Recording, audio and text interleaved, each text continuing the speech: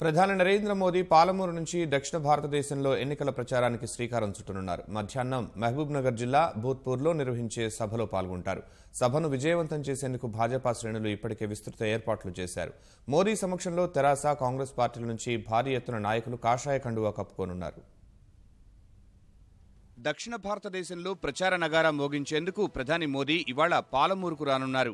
గత శాసనసభ ఎన్నికల్లో ఇక్కడి నుంచి ప్రచారాన్ని ప్రారంభించిన భాజపా పార్లమెంటు ఎన్నికల్లోనూ అదే సెంటిమెంట్ ను కొనసాగిస్తూ మొదటి ప్రచార సభను పాలమూరులో ఏర్పాటు చేసింది.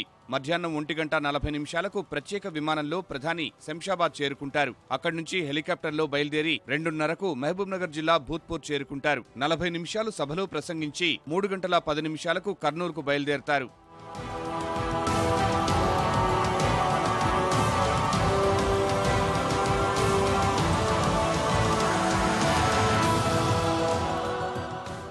మోదీ సభ కోసం కాషాయ దళం విస్తృత ఏర్పాట్లు చేస్తోంది. ఉమ్మడి పాలమూరు జిల్లాలోని అన్ని నియోజకవర్గాల నుంచి సుమారు 1,00,000 మందికి పైగా జనాలను సమీకరించాలని నాయకులు లక్ష్యంగా పెట్టుకున్నారు. సభా ప్రాంగణానికి కిలోమీటర్ ముందే పార్కింగ్ ఏర్పాటు చేశారు. 1,500 మంది పోలీసు సిబ్బందితో పాటు కేంద్ర బలగాలు సైతం పహారాలో ఉన్నాయి. భూత్పూర్లో జరిగే ప్రధానమంత్రి గారి మీటింగ్కు పేరున అందరూ కూడా నేను అందరినీ ఆహ్వానిస్తున్నాను.